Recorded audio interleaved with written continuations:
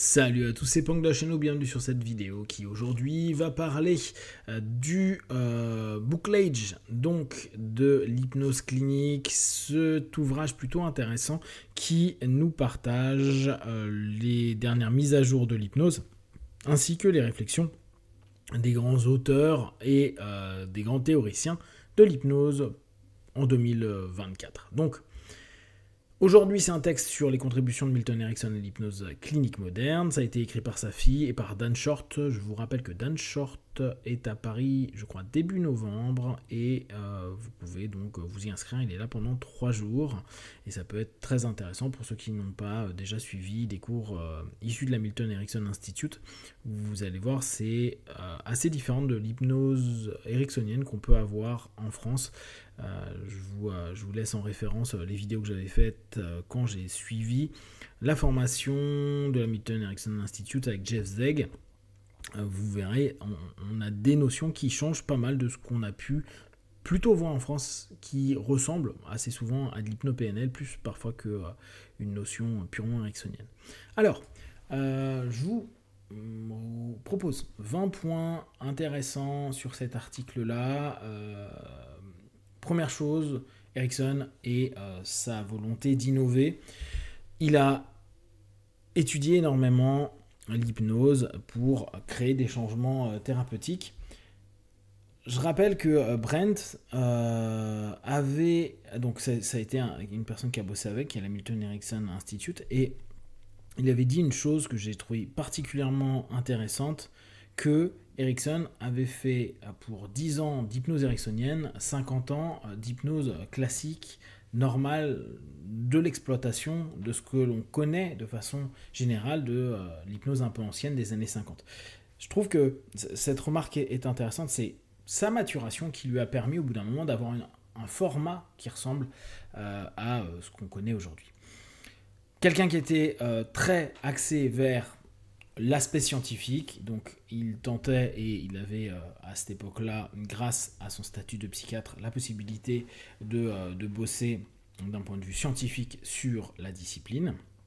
Il a été un des piliers du changement de la suggestion directe vers des approches plus indirectes, plus permissives, et ce qui a permis au fur et à mesure d'aller dans un travail de communication entre l'opérateur et le consultant, d'aller dans des cheminements et des échanges où parfois la personne qui était en train de consulter ne se rendait même pas compte qu'elle était en train de vivre des phénomènes hypnotiques.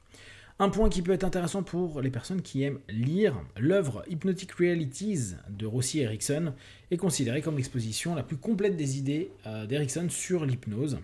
Donc, pour ceux qui connaissent l'ensemble de ces articles qui sont chez Satas, vous avez déjà ça, mais ça peut être intéressant vraiment de vous focaliser sur le travail de Hypnotic Realities. C'est Dan Short qui avait demandé à Rossi quel était pour lui l'élément le plus intéressant.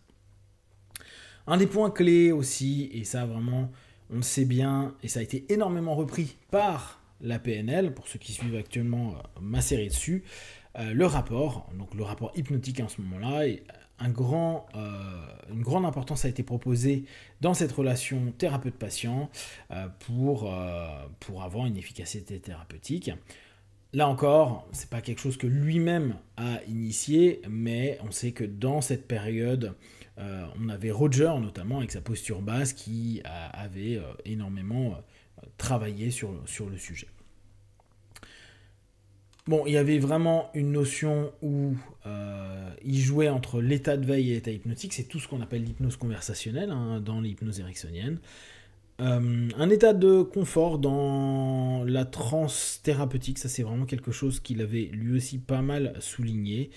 État de confort avec une conscience qui automatiquement était un peu limitée. Un point qui peut être intéressant à retenir, qui est la conception naturaliste de l'hypnose. Il croyait que les états hypnotiques sont naturels et d'où les daily trance dont on parle tant, et qu'il était hyper important pour un praticien de pouvoir les reconnaître, les exploiter, en tirer parti pour les ressources psychologiques que le patient amène à ce moment-là dans cette notion naturelle, entre guillemets, de la transe.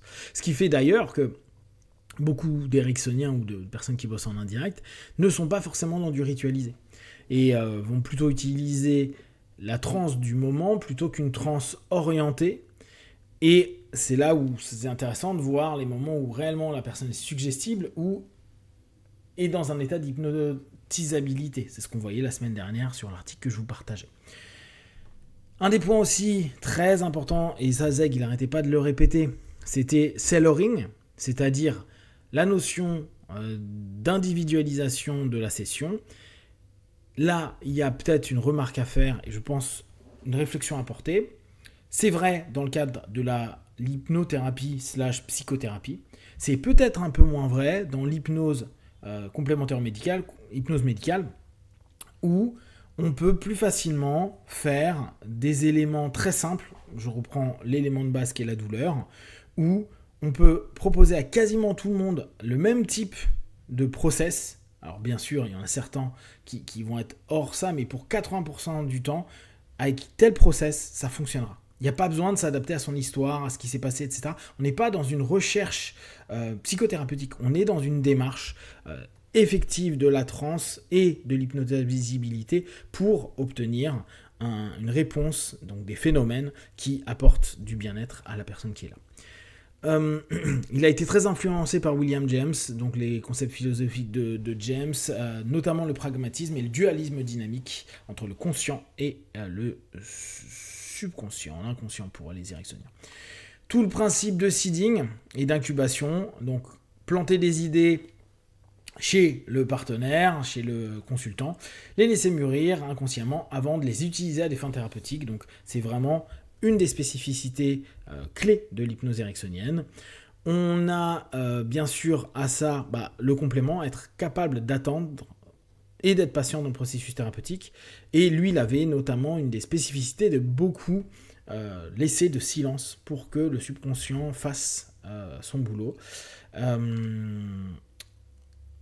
Un des points aussi qui était beaucoup mis en avant par Zeg, qui est l'utilisation des résistances. Ça, c'est un des points au niveau des suggestions, tout le monde connaît, à mesure que tu entends les bruits dehors, tu te sens aller de plus en plus à l'intérieur de toi. On utilise tout ce qui peut être résistance, problème ou autre, et on l'intègre dans le cheminement sémantique et la séance d'hypnose à ce moment-là.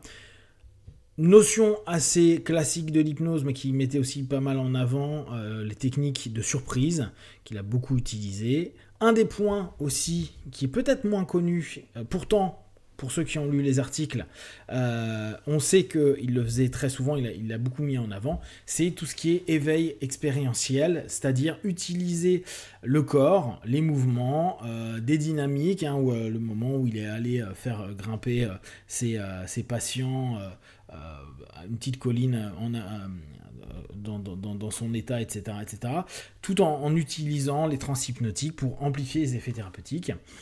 Alors, il était assez contre le positivisme logique, donc tout ce qui était approche standardisée. Bon, ça c'est ce qui fait qu'il a fait vraiment de l'adaptation à chaque patient.